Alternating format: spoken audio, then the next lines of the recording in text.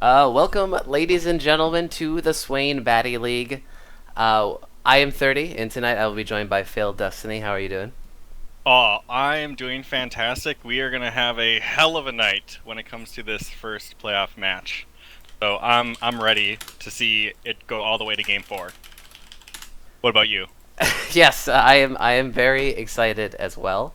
Um, so tonight, folks, we are in the playoffs. That we are at the quarterfinals of the SBL Season 9 here. It's going to be Coffee House going up against King's Incredible Kool-Aid Stand. Kings Incredible Kool-Aid Stand, because they are the third seed going into the gauntlet-style playoffs, they are receiving a one-game advantage here in this best of five. And That they'll does be, mean Coffee House gets to choose side, and they have opted with the blue side, and their first ban is against Thrifty himself, targeting that Anivia. yeah, probably a pretty good band to start it off here. KIKAS following up with what looks like to be a vibe band targeted at Dub Drum here. Yeah, and one thing that'll make this week different than last week is Dub Drum's actually playing in game. So King of Nigs substituted in, and they were able to beat out OTB, who had a spectacular end of season finish, but they just could not clinch that playoff spot. So we'll see how well Coffee House can do against the what finish, was but they just tied for first place that kick-ass squad. Yeah, very true. Very sad finish to the season for the One Trick Bronies, but Coffee House coming in with some clutch smite steals from, like you said, their sub jungler keeps the dream alive today.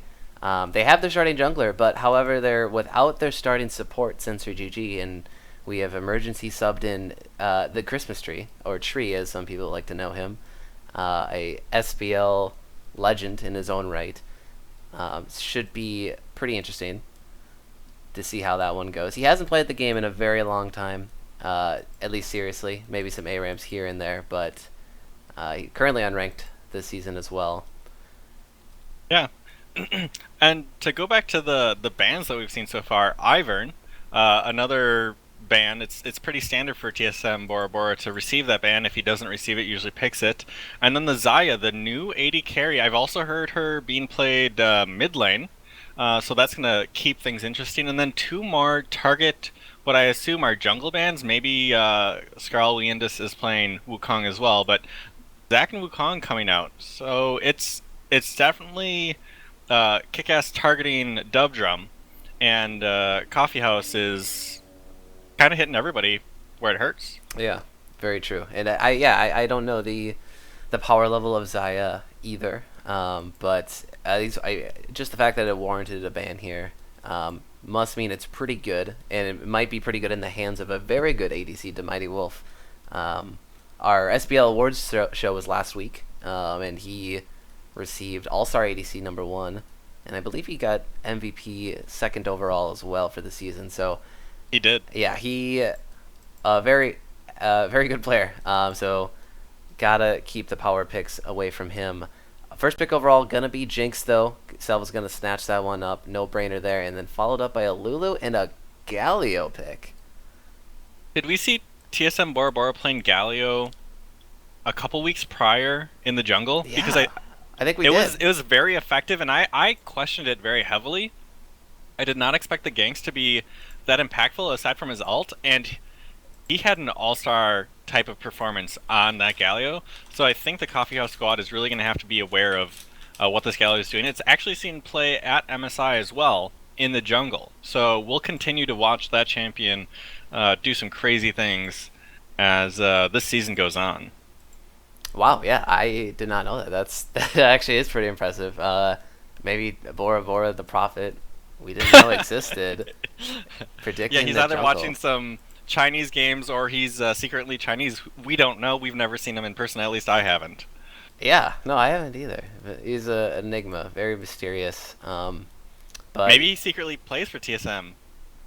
Maybe that's how he knows these things. He's oh got TSM in his name, so you never know about these things. yeah, And then the picks coming out of Coffee House. I haven't seen Tree play recently, but he's praying to the Braum Frozen God to try and protect that salvo AD carry, and then Cruise Master picking up something that's been quite the god mid laner that we've seen so far in this season as we kind of farm our own meta. Ziggs is making a show for it. The Mighty Wolf picking another one, the Ashe, a very powerful support and damage heavy AD carry. You can't really ask for more out of that bot lane, and in the hands of the Mighty Wolf, might see some godly arrows coming out of him.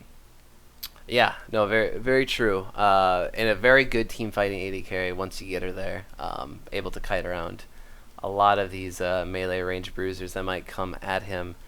Uh, Bans coming in for ban phase 2 here. Twisted Fate, another targeted ban at Thrifty Senpai. I'm sure he's a little upset not able to play that stylish pick that he always desperately wants to here. But KIKAS responding with Lee Sin and Amumu. So yeah, like you said, really targeting the jungle here. Yeah, I don't even know if Dubdrum plays that much Amumu. I know he can play Amumu, but to hit Dubdrum like 5 champions deep, they either have to be super confident that he might play Amumu, or they're just afraid of what Amumu could do in this teamfight comp, because Braum, alt Jinx, alt Ziggs, alt, they're all AoE kind of wombo combo, and Amumu would certainly help that teamfighting potential. But I think Dubdrum's good enough that he can play other things. We have seen the jungler coming out of KIKAS, so I'm going to say this. I wouldn't be terribly surprised. Actually, I'm gonna hold on to it. I don't want to influence Coffee House into picking something, just because they might be listening in. So KIKAS picking up the Vladimir, is that Gotcha or is that Thrifty? Thrifty? It's gotta be a Vladimir mid. I can't even remember the days of Vladimir top anymore. That was so long ago. I remember the first time I heard about that was Reapert, actually, the coach of Cloud9 back. I mean, he's the one who I guess really innovated top Vladimir with like teleport ghost and Just super dirty. Yeah, that Vlad's totally different from the Vlad in the game nowadays, though. Yeah, he doesn't see as much play as I would have expected, because he hasn't really gotten nerfed much, but his potential overall is still very impactful in team fights. So Yes. we'll see what they can end up doing there. The Coffee House ends up picking the Hecarim and the Olaf. Hecarim was an option. I was actually thinking about the Skarner. I don't know if Skarner's in a good place, but yeah, he's had a lot of success on the Skarner in the past. He's also had success on the Hecarim, so we'll see where this game ends up going. Still wombo combo oriented with that Hecarim ult, and then Olaf, he just doesn't care about what CC you throw down. He's just going to run at your team anyways. And then the final pick coming out of KIKAS is the Tahm Kench. So, yeah, this is... Both teams are kind of wombo combo oriented. Tahm Kench is the only one... Well, both top laners don't really have any wombo combo bring to the table with the rest of the team, but everyone else, Lulu ult, Galio ult, Ashe ult, Vladimir ult, Hecarim, Ziggs, Braum, Jinx, everyone's just going to be hitting each other using abilities and throwing a lot of damage out to try and murder the enemy team. If you are new to League of Legends and you're watching the SBL for the first time, that's what they're going to try and do. Kill the Nexus after killing everyone else. Yes. League of Legends in a nutshell, folks. And yeah, so we're just waiting on a couple players here, but yeah, the Olaf pick, I think that's really good in this scenario, especially against the Ashe ADC, being able to pop that ultimate and not care about the slows off the auto attacks, or you can take the arrow straight to the face. No problems there as well. The Hecarim, though, is something I don't think we've seen on Dubdrum this season. If we have, it's only once. It's not very memorable. It's the Master Splinter champion, but I guess we'll see if the kind of impact he can have on it as well. I know Dubdrum with a very gank heavy style early on, so you can expect to see him roaming around trying to get his lanes in an advantageous place. Yeah, going back to the Olaf, does Lulu Polymorph stop him when he's ulted? I don't think it does. Because he's immune to CC, right? I would think so too, yeah. Well, and Tahm Kench can't eat him. So once Olaf goes deep, if his ult goes on cooldown before he can kill the Ashe, then there's going to be a lot of things that can protect the Ashe AD carry, and that would be the Lulu Polymorph or the Tahm Kench eating the Olaf. but it'll be up to the Mighty Wolf to survive everything that Coffeehouse has to throw at him, including the kitchen sink, in the form of Olaf. Right. But I think hopefully KIKAS. It looks like the last pick overall with the Tom Kench, very good, because yeah, you're right. You can't eat Olaf, but he can eat Ash. Hey, Ash. I forgot about that. Yeah, and Lulu can obviously pop the ult on anyone.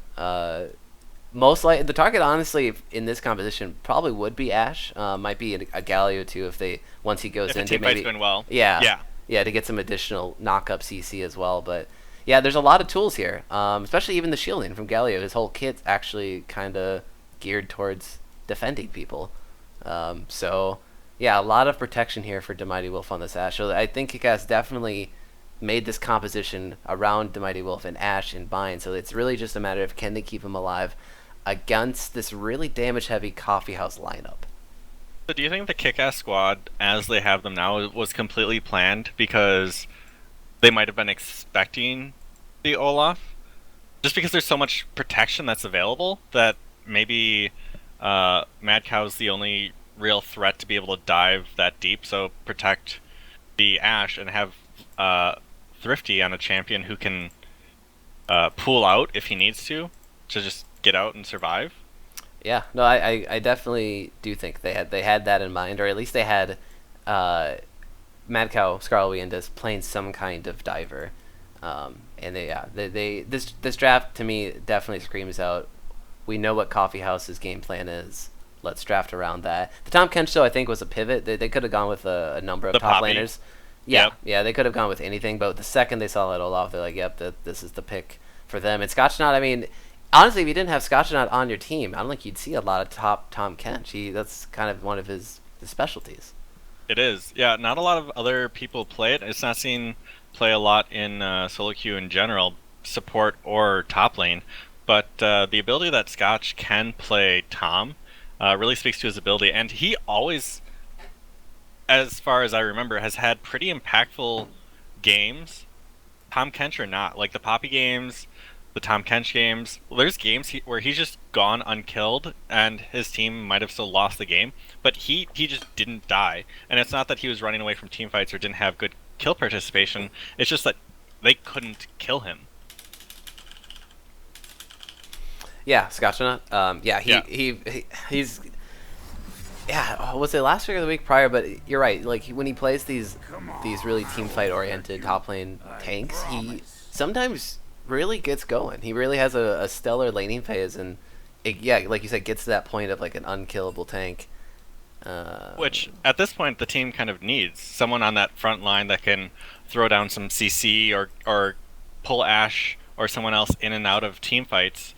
The thing that always gets me about Tom Kench is his ability to pretty much teleport like a TF would, and like eat someone and take them with him. So they can either get out or get into a team fight, and it's so disruptive because you're like, oh, we ran away, we're getting away, we're gonna be fine, and then all of a sudden Tom Kent shows up with someone who's just got a whole bunch of health that's either can do a lot of damage or has enough health and damage over time to just kill the remaining team. So a lot of play potential out of that Tom Kench. They've kind of got two teleports on that team with the Galio and the Tom Kench. The TF was banned. I don't know if they would have wanted a third teleporter. That seems terrifying. Yeah, in a macro game sense, if that team were to get ahead, they could pretty much just pull you around the map and you couldn't really do anything. But yeah, alas, we're not going to see that today. Maybe some further than the series. I can definitely see Coffeehouse if they maybe lose this game. Adjusting the band, maybe dropping that Twisted Fate. Yeah, there's definitely a possibility, and especially if Cruise Master, he's playing things like Zyra, Ziggs. Like these are all fairly medium to long range mages that can sort of survive the laning phase against Twisted Fate. At least continuously push him into his tower so he can't roam all the time. That's a really good point, because Ziggs usually can roam a little bit, otherwise he's pushing you into the tower, and his ult will provide more assists than sometimes what a Vladimir teleport would do, because he then has to leave lane and give it over to Ziggs, who has quite the power or tower taking potential. Something to go back to, This coffee house team looks like they would be really good at taking towers because Jinx and Ziggs do very well taking towers, and then Braum very good at defensive. And then if they decide to go in, the Olaf Hecarim, like you have to be afraid of that because someone's going to probably die to an Olaf ult and Hecarim ult just off the bat. And then if they decide to pull out and then slowly take your tower because everyone has to run, that's I don't know which team right now is more intimidating. The protect the KIKAS or protect the Mighty Wolf comp out of KIKAS, or the coffee house. We're gonna take towers for days and kill you through CC. Yeah, I don't know what's gonna happen. Yeah, no, it should be good. You're right. Like both of these team comps, very opposite win conditions, and that's always exciting. I like when teams have those opposite win conditions, and you It's a see. lot more like chess instead of just butting heads, team fight after team fight, and which one survives wins. Right. I mean, granted, those are always fun too. Like just good, like slap two team fight comps against each other, and then you get those really nice. If both teams just sort of like dancing around in rivers in front of dragons, and some Yes. explosive CC lands, and it's on. Yeah. Yeah. Yeah, the strategy of it all, if you're, again, new to League of Legends, the strategy is there's so many different strategies to try and run, and it isn't even necessarily determined by the pick and ban phase, because you have a lot of options once you get into game based on how you build or what you try and decide to do that really dictates how the game goes. Because you can, if you're behind, you can build defensively. If you're ahead, you build offensively, and it's a lot of ebb and flow. So I'm excited to see these two different teams try and emphasize their strategic win conditions. We have. I'd like to point out that Thrifty dropped the teleport. He had it originally. He dropped it and put in the ignite. And then Cruisemaster on the opposite side is running heal. Tree, I don't know if he got the memo. People are running Ignite now, and he's got Exhaust. I don't know who they would want to exhaust, except for maybe the Mighty Wolf. So we have some uh, summoner ability discrepancies so far across the map, and Hecarim, he's running the Ghost. That's pretty standard, but I think this KIKAS squad is looking a little bit more explosive from their choices and summoner abilities. Yeah. No, that is interesting with the exhaust pick out of tree. It makes a lot of sense in my opinion on Braum, and especially if you expect the enemy team to be diving your very fragile and immobile hypercarry with Jinx. But yeah, like you said, there's not gonna be terribly like a lot coming out from KIKAS because their whole comp is like to just stay back, defend our AD carry. The Ignite obviously would have helped a lot against both Tom Kench and Vlad to reduce Yes. healing. Um, so, And the lifesteal that Ash gets late game is very intense. oh, that's true. Yeah. So yeah, I'm a little surprised. And the thing about exhaust is like who's gonna really get deep on their champion? I feel like if one of them is, all of them are going to. So exhausting one of them really doesn't matter. And Salvo's shown that his position and ability is pretty. Uh, he's pretty qualified to stay away from the people he needs to and still provide a ton of damage, which can be hard in the pre-made 5v5 scene. So we'll see how that exhaust ability gets used throughout the game, and if an ignite were, if it were available, would guarantee some kills that end up getting missed, or if it ends up saving one of their carries, because it always has the potential to do that. Um, but yeah, I'm a little doubtful, but I'm not going to question Tree, Right. even though he's been off for a little bit. Yeah. I mean, I guess any amount of utilities or tools that you can have to defend Jinx in the support role, the better. So we're almost loaded through the spectator delay here, folks, and we'll hop onto Summoner's Rift. Should be pretty exciting.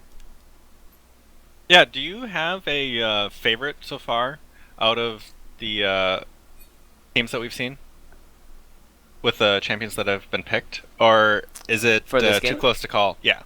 For this game, uh, I mean, it's really hard to say. So I guess two major points. Jinx has Salvo, and I think that's a huge factor in determining Jinx who's going to has win Salvo. it. Jinx I has like how Salvo. you Oh, put that's that there. You guys, Jinx has the best salvo that you can get. Yeah. On this team. Yep. Actually, I'm going to stick with that. Yeah, Jinx has Salvo, and that's, I think, a very... Okay, so to expand further on that point, I think this season, especially in the later weeks, as far as drafting goes, whoever does the drafting on KIKAS, they might have dropped the ball a couple times. They let some things through in the draft that I don't think should ever be let through. Most notably, people probably remember Sinister Beyblade actually getting Katarina this season. Allowing Salvo to get the Jinx, it might be sort of a one-game thing to see how, feel it out, see what we can do maybe against it. And they do have the one game advantage, so if they want a game to play with, the first one is kind of the one to do that. Right. Yeah, exactly. So I'll give them the benefit of the doubt for this draft. However, it is incredibly scary. It really only requires a few missteps from the Mighty Wolf and Zwerbs for Salvo to get just the small lead he needs on Jinx, where they continuously push the lane in, maybe force a couple kills, they get tower damage, and then they take bot tower. Boom. Rotate your duo for a coffee house, mid or top. And it's just a tower taking machine, like you said, with Ziggs and Jinx. Very hard to beat that kind of tempo. But secondly, I think compositionally, I like KIKAS's lineup a little bit more. I like this idea of playing around to Mighty Wolf and getting all these protection tools. And being voted like MVP, he's really one of those people that can do it. It's not a random AD carry in the SBL who's got Ashe, and it's a protect the Ashe comp. Because not all teams can do that. Right, yeah, exactly. And I think, if anything, Scotch, especially on this Tom Kench, is showing that he is very, very good at being this meaty front line that you have to try to get through his tongue. But if you do, he'll just eat up his carry, and it really buys all the time you need in the team fight to potentially win it. Oh, hit us with that hashtag pause of the game. Brought to you by Water, our sponsor. It's free. It's free. Well, and actually, I don't know. Is it like my economics teacher in high school? She hated the F word, free, because there's nothing in life is free. There's things that are complimentary, but everything has a cost. The water that you buy in your water bottle or get from your tap water, it's costing someone somewhere. Yeah. Opportunity cost. Opportunity cost, I'm right there with you. Yeah, I think for the most part we can assume that it's pretty cheap, and we'll see if that opportunity cost continues to go up as Scotch is trying to fix a mouse bug with his mouse. Yeah. Yeah. But going back to this team selection, I agree with you that I think KIKAS has the better squad, and I think Scotchnaut, if he can play the Tom as he needs to, I think this KIKAS squad is fully built and prepared to win this first game against KIKAS. Sorry, Coffee House. KIKAS will beat Coffee House. But if Salvo and Cruisemaster get going, I don't know if what or anything can really stop that tower taking opportunity or potential, because there's not a lot of wave clear. I mean, there's some wave clear, but not a lot of wave clear coming out of KIKAS. Whereas on the opposite side, Salvo, once he gets a Hurricane, and Cruisemaster, I mean, he's Ziggs, they'll be able to clear waves really well. Oh yeah, especially, and that goes to further on my point with that tower taking. Once they get that advantage and they can set the tempo, and they're the ones with the priority around the map as far as lanes go. Maybe not around Dragon or objectives, because they might actually get beat there in those river 5v5 fights. But yeah, if they have the lane going and they have a numbers mismatch and they're able to hit that tower with Ziggs and Jinx, it might just be a snowball this lineup from KIKAS might not be able to recover from. So, yep, we got to reconnect, so we should be getting back soon here. I am also pissed off that I was not able to interview Mr. Coffee's daughter. So, don't worry. I'm upset as well. As commissioner and, I guess, head of production tonight, I am upset that did not happen either. I didn't know that was an option. It was an option. He told me, when we were after the draft about to load into game. So... But I should have thought. I should have had the foresight. It's on me, and I apologize to his daughter. Damn straight. Ready? We're getting some. Yeah, it looks like both teams are ready, but we haven't actually seen the unpause come out. Yeah. I really wish I could talk in this game. Like, the technology has to be there. There it is. There's the unpause. The technology has to be there. I mean, Riot Games indie company. Yeah, they don't have a lot of money available to they don't have a throw lot at the game. No, zero. Zero amount of money. Yeah, they just have castles made out of money. That's where all their money went. It's rough when all of your liquid assets are actually in the foundation of your company. For all of you Arrested Development fans, there's money in the banana stand. Oh, very true. Yes, and I am one of those fans. So. Oh, awesome. Yeah, everyone should be. Maybe we can get them as a sponsor. Maybe can we sponsor them? Like, we can have a little rolling banner somewhere on this HUD.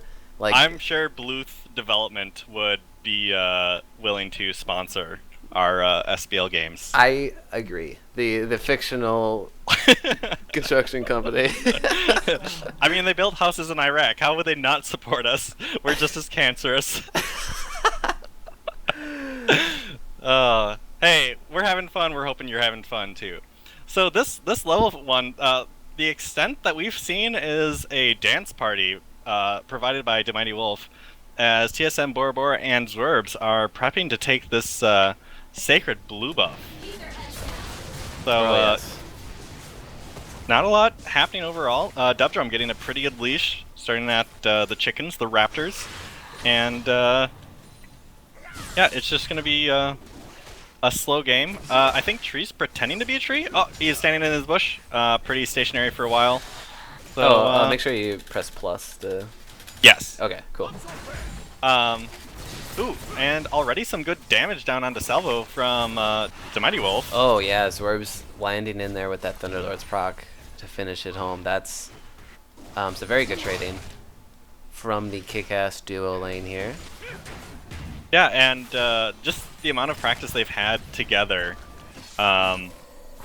this season is probably going to be an advantage over Tree and Salvo, just because I don't know how much they've played together this season, so something to watch out for. And Tree's just kind of hanging out by the bush, waiting to see if anyone's going to come visit from jungle, as Salvo had dropped pretty low and had to use his biscuit already, or pot. I don't know which it was, but it's been used. Mm-hmm. Yeah, and so obviously Tree posturing near that river, so they might have been expecting an early Galio gank.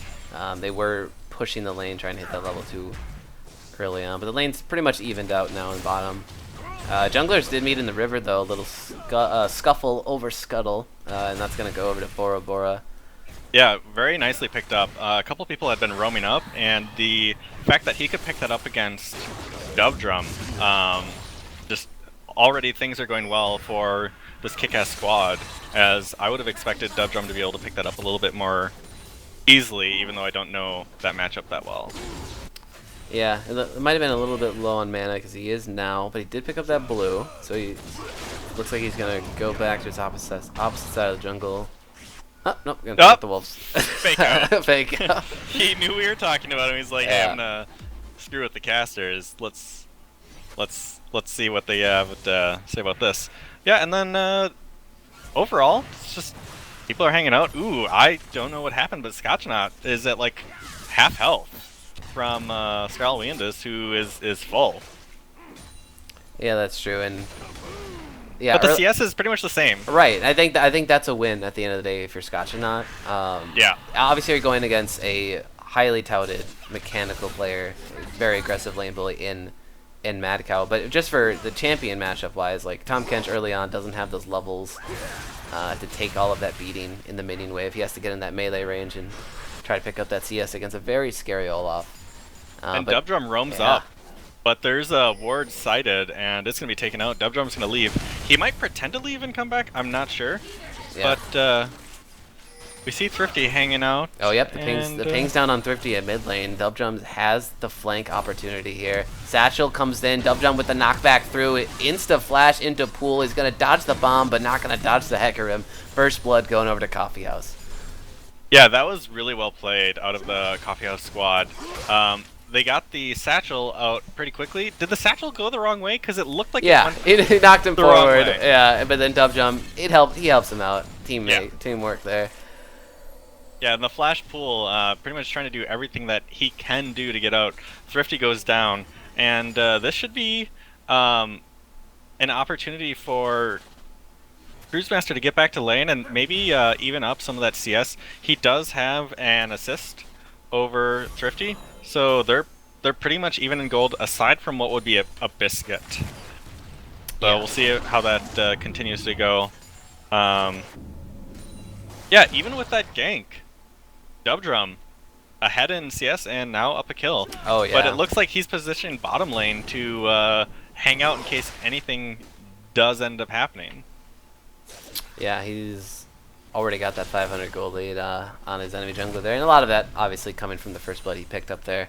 So I think that's pretty impactful for Coffee House to get your really good gank heavy jungler going early like this. Picking up a longsword and a mana crystal. It's looking for a Sheen. Obviously looking for an early Triforce. Yeah, the horse loves to go fast. And I have to give props to Scotch. He's doing really well farming under tower. Like, being low health, there's been a gold discrepancy now, but the threat of the gank coming out of Dubdrum, making him play a little bit more safe. He's going to have to back. He might teleport back to tower, depending on how badly he wants CS. And there was a little bit of a skirmish in the top lane, but not a lot transpired there. Just some damage and... Ooh, yeah, Bora Bora getting bullied out of his own jungle there. Dubdrum with the priority on that. But yeah, overall, looks like a sizable CS lead in the top lane for Mad Cow here. Might be evened up, though. Scotch using that teleport to get back to lane. The Mighty Wolf, though, 10 CS lead, essentially, over Salvo. Oh, I didn't even see that. Yeah. Or 6 CS? Yes, yeah, 6 CS now. It's like 9 when I looked at it, but yeah, Oh, Zwerve, I gotta okay. give some props to Zwerve though on this Lulu. He's playing just enough up front. He's actually getting a good zone going for his AD carry here, and he is going against a melee support, so there is a little bit of advantage there. But he's providing consistent damage to Salvo. Yeah. So Salvo's got to be always worried about what he's throwing down. Mm-hmm. Because he does damage as a Lulu. Like, that's... You can't ignore that damage. Yeah. Ooh, both top laners, they're getting in it. Scarl, he's seeing how far he can really push this. Seeing if he can force Scotch into pressing E early on. Maybe potentially wasting some great health regeneration there. But Scotch, he's getting tanky a little bit. He's got that Bomby Cinder, cloth armor. He's now able to sort of play up into that wave a little bit more. Use those corruption pots. Yeah, I was just going to say, he's got the corrupting potion. And even though Scarl Windus does have it... Oh, Dubdrum coming into bottom lane for the gank. Lands the ult and the knockback onto the Mighty Wolf. And the Ziggs ult's going to come through to try to dissuade... Or no, actually try to pick up the kill onto Mighty Wolf, and they will. Both summoners blown there, and another kill going over to Coffee House. yeah, there was a ward down, but not one in Riverbush, just in Try. And I think he came through River, so unspotted, and when the horse comes in fast, he does a lot of damage. That ghost is down from that gank, and they're going to try and pick up this first dragon. I don't think anyone's going to contest. TSM Bora Bora is in the top side, taking his red buff, so should be the first dragon of the game going over to Coffee House. Yep, and it's going to be a good one too. Cloud Drake for that Hecarim. Very, very good. Also very good for Olaf, who, you know, has in the past been able to get kited around, especially against someone like Ashe. But yeah, that's very beneficial for the Coffee House composition. Got 1,000 gold lead already, not even 10 minutes in. Something Coffee House can really work off and maybe get the ball rolling. Yeah, 500 of that gold is over on Olaf, and 500 is on Dubdrum. Aside from that, they're pretty even across the board. So we'll see how these two try and press a lead against their opponents. Scotchnaut has to back again. His TP won't be up for enough of a time that he's going to have to walk back to lane, unless he's going to AFK for a while at Fountain. So Skarl just flexing his muscles to push Scotch out of lane. Yeah, wow, and that lead is growing larger and larger CS-wise. It's about 600 gold so far in the top lane discrepancy there. Dubdrum, he's in the mid lane again. Flash comes out first from Thrifty, and now Bora Bora here to defend his mid laner. The Vladimir ult is popped, but Dubdrum's already out. Yeah, I think the call was made that he was getting dove, and TSM Bora Bora instantly clicked it. It looked like he was going to get out, at least from my expectation he was going to, unless Dubdrum was going to ult him under tower. I think that ult would have been better used in case the bottom lane got ganked again, because we saw how effective that first gank really was. But yeah, as long as he sticks around, he should be able to help his laner. Thrifty diving kind of deep. Ooh, Doesn't get any damage down on Cruise Master, but forces him deep under his tower. Yeah, and you have to wonder if he knows where Dubdrum is right now. I don't think he walked over any wards, so playing very upfront, playing a little risky here without the flash. And now Dubdrum, he comes into mid lane, now pulls the E. Actually, no, the E was still active. Bounty Bomb's gonna miss, and he goes back into on Cruise Master. Zig ult is gonna miss, but the last auto's gonna take it in. Scotchnaut in Bora Bora are here for the retaliation. The flash eat onto Dubdrum, and that might be a return kill coming over from KIKAS, and it is. Yeah, and Skarl walked all the way down, and then bottom lane we see an ult come out of Xmas Tree, and he completely gets it right between the goalposts. So 3 points over to Coffee House for points that don't matter. Yeah. Yeah, so both top laners rotating into that mid lane. It's just going to be a one-for-one trade there at the end of the day. But yeah, like you said, that was a interesting Glacial Fissure from Tree. But, you know, you got to try it out. Maybe looking for some plays. Yeah, the first one was successful, so obviously you can continue trying. And yeah. It was good to see Scotchnaut roam down, because the extra gold certainly is going to help him as he continues to try and fight off this monster of a barbarian Viking, Olaf. Actually, Yeah. Is he a barbarian? Is he a Viking? I think he's a Viking. He's a bro. He's a bro this game. You're right. He's a bro this game. I think lore-wise, yeah, he is a Viking, I'd assume. Barbarian. I mean, yeah, he's a barbarian. What is the difference? I don't know. Yeah, I think a Viking's a very specific type of barbarian. Yeah. Country, location, geographic. I don't know. Maybe some history Not buffs sure. in the Twitch chat can help us out here. Yes, that would be more than beneficial. Oh, they're actually, what was it? Pirates, Vikings, Knights. There was a Half-Life 2 mod called that, PVK. Pirates, Vikings, and Knights. And it's like, it's a 3-on-3 game. Okay, Coffee says it's a Viking. I agree. But it was a game, yeah, where you could pick different classes within those three categories, Pirate, Viking, and Knight. And you're just like a giant free-for-all, and you just kill each other with like wacky abilities. It was awesome. No ninjas? No ninjas. ninjas. Yeah, maybe that's like a mod to the mod. They should have added that. A mod to the mod. Yeah, like Pirates, Vikings, and Knights countered with ninja. Oh. Yeah. So this game, only like 700 gold lead for Coffee House with the amount of advantage they've been trying to push. I'm surprised their gold lead isn't actually higher. So I have hope for this kick-ass squad that they can continue to just like push back, and then when they have an opportunity to take it and just survive. Yeah. Because Mad Cow's been able to push around Scotchnaut, but that's all he's been doing is pushing him around. He's not actually grown any more of an advantage besides the CS, and Scotch roamed for a gank, and that was successful. Or counter gank, depending on how you want to put it. So, yeah, we'll see what ends up coming out of the advantage that they've got so far. Yeah. I get, yeah, the one bright point, like you said, for KIKAS is it's really not Salvo's Jinx that has been able to even get a lot of damage onto the bot tower. It's that Viking up in the top lane, Mad Cow, that is almost nearly has killed this top tower here, sitting at like 862 health. So that's really where they want to go and try to get that first brick gold for Coffee House, and then rotate that top laner somewhere else. Ooh, but but we see Bora the Bora, junglers. yeah, Bora Bora, hey, he's gonna be safe this time. Scotch is there for the protect. Yeah, it's interesting that a giant fish comes in to help a stoned gargoyle. Stoned gargoyle, sorry, not a stoned gargoyle. That's probably a skin that they could release. I don't know if they will though. Yeah, no, that's yeah. Ooh, and some damage coming out of Scotch. Beating up on Skarl. Yeah, he's to the point where I think he might be able to stand toe-to-toe with him, but maybe not fighting against the whole mini-wave there as well.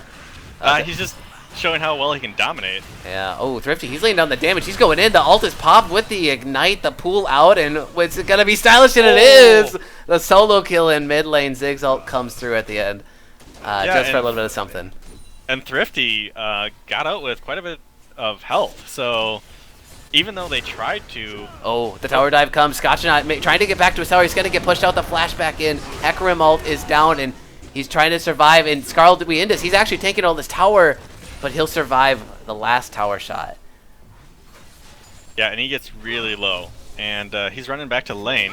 Yeah, Bora Bora, he was actually just out of reach, I think, for his Galio ult there, which most definitely turned the tides. But yeah, first break going over to Coffee House, another kill under their belt as well. And that first tower is pretty big. Ooh, and some good harass down coming out of the Mighty Wolf against this bottom lane.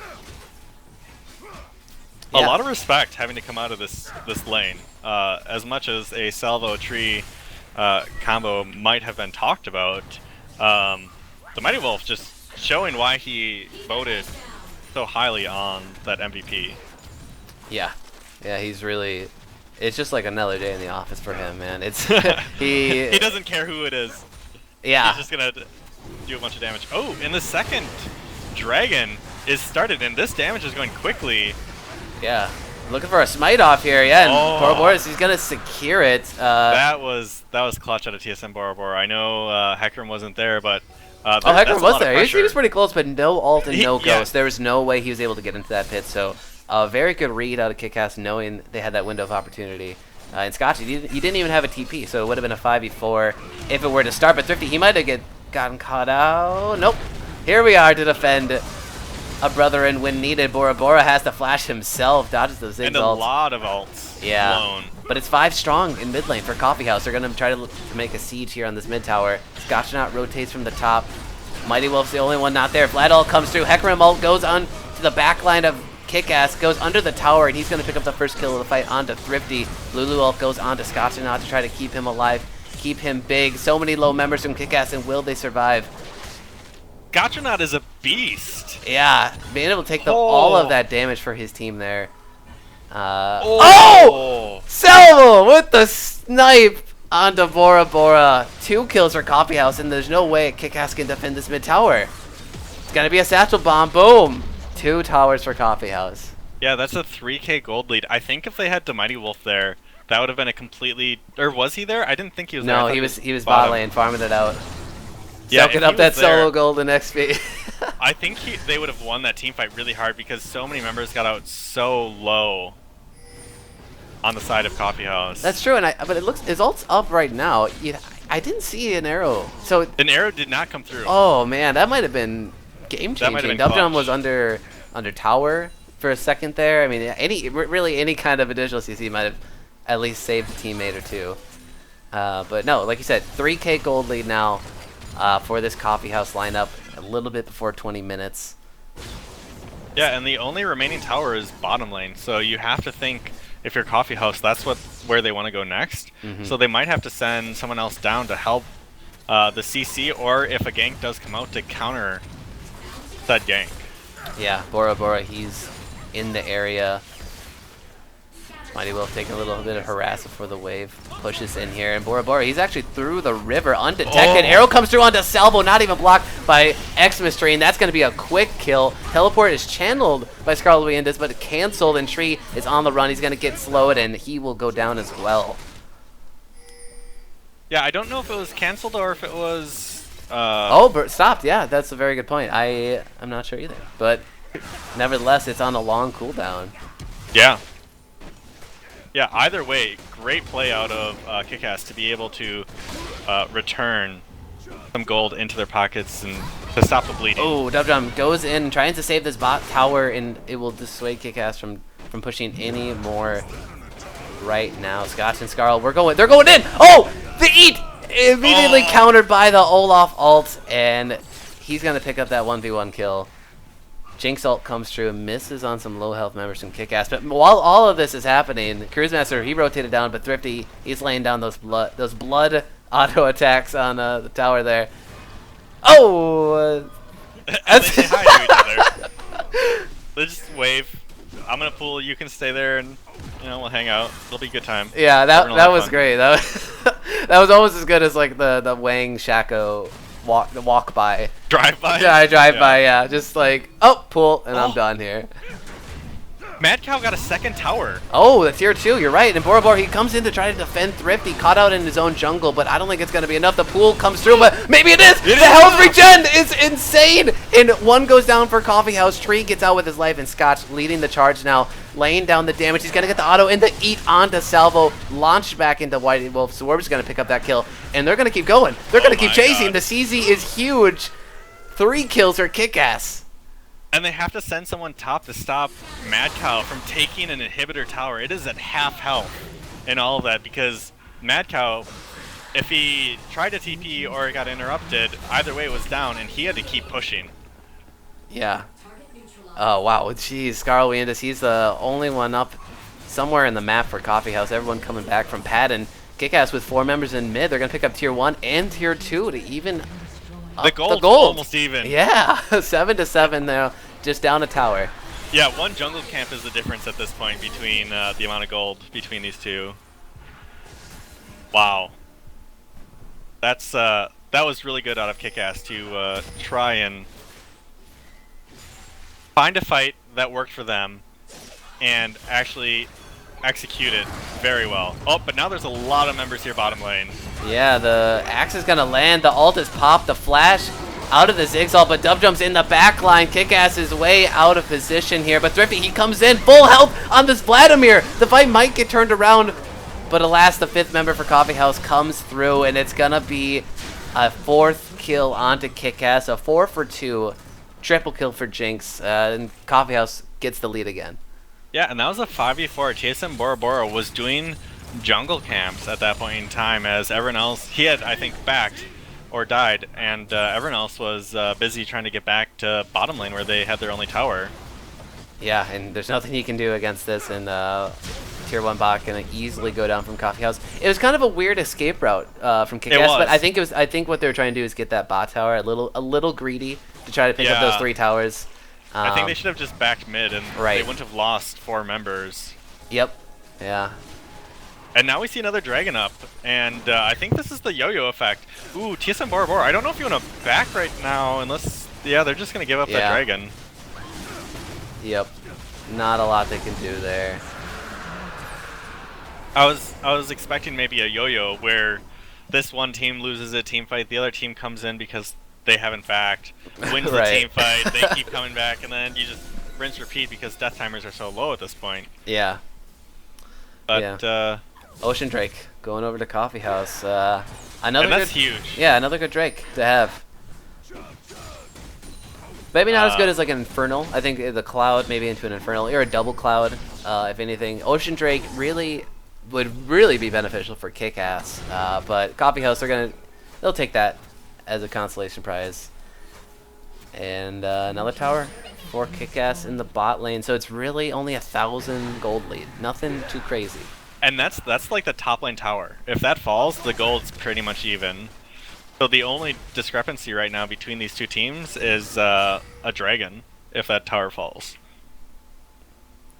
Yes, very true here. Thrifty positioning at the front ramp of his red side jungle, trying to get some presence known, and he pulls out the Hecarim ult, and the Ghost is down for Dubdrum now as well. Yeah, so a lot burn for one ability to be used by Thrifty. Yeah. Oh, Dubdrum, he's going to get eaten up. The arrow comes through. Oh, he gets arrow, but then eaten, so a little overlap on the CC, but doesn't matter. They pick out the out-of-place Hecarim in their jungle. Yeah, he had used a lot of abilities, so wouldn't really be able to run away as well as he wanted. Ooh, flash out of Thrifty. Yeah, very as he was early. afraid of more damage coming out. Yeah, maybe preemptive from Jinx Rocket or something. Yeah, it seemed very abrupt at the time, but yeah, none of those champions have a hook, and most long-range damage is pretty televised. So, still, not giving up a kill for a flash is usually worth. Yeah. Oh man, let's take an assessment of the scoreboard here. There are some champs. There's some mismatches in some of these lanes. Top lane, Mighty Wolf looking at a 1.1200 gold lead. Yeah. And then in the mid lane, 5,000 gold lead for Thrifty. Oh, 5,000? 2,000? 2,000, I mean. Yes. Wait. Not even 2,000, right?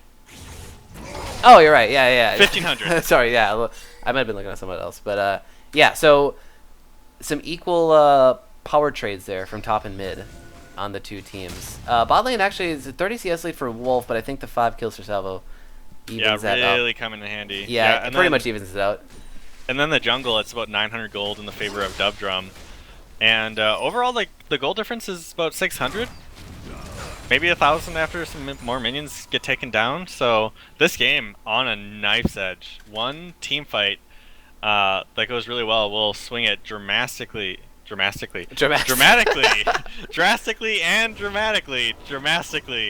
the favor of one of these teams. Yeah, we're definitely at that point. And both these AD carries are powered up to the point where tower taking can become pretty easy. But like we said in the draft, it's really coffee house. If they do get that crucial team fight win, KIKAS better buy some base insurance, man, because they're gonna lose a lot of towers. Yeah. To the Jinx and the Ziggs here. Ooh, and they want to test to see if that team is at Baron, and the rocket comes out. Interesting, yeah. I'll gap in vision there, so better safe than sorry.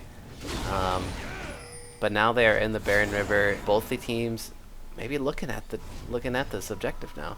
They could wait for Mad Cow to back and run to Baron, force his TP out, and then, ooh, yeah, he backed, so they can force the TP here, and then Scotch can continue to push top lane or rotate over. Else. Yeah, no, you're right. This is it. They started the Baron. It's going pretty slow though. Composition, not a lot of damage overall. Ziggs bomb comes out to start it off. And now they're in the pit. They're so pushed back. Dubdrum ults into the pit. But the Mighty Wolf, he's going to secure the Baron. Bora Bora trying to use his ult to defend, but it's going to be a complete wipe. KIKAS, 4 members go down. Triple kill for Mad Cow and Scotch. I think it's going to be he's going to go down as well. So no Baron buffs for KIKAS. Quadra kill. Quadra. Oh boy. Cow. Yeah. Very risky Baron take. Ends in 5 dead for KIKAS, and gonna be an inhibitor for sure for Coffee House to blow this game wide open. Yeah, they got the Baron, but at what cost? Can they end here? I think they're gonna try and end here. They're actually Coffee House is looking for the end here. 5 strong. They got the Jinx and the Ziggs, but I don't know if it's gonna be enough. 2 members are up for KIKAS right now. Zworbs and the Mighty Wolf, they're gonna try to do everything they can to keep the Nexus. It's exposed. Salvo, he's still hitting it in the back. Tree gets low. He might go down. Maybe not. Salvo's gonna get down. They're shut down. They're going for the Nexus. Dubdrum gets the last hit, and Coffee House takes the the first game of the series, evens it up 1-1. Wow, that was an explosive end. Yeah, we had just been talking about that. Holy cow, that's amazing. Yeah, so a 29-minute game out of Coffee House. Yeah, they have to be happy with that. Let them throw a Baron and we'll take the game. Yeah, and folks will obviously skip interviews for now, and we'll take a quick break, and we'll be back for game 2 of the series. So stay tuned.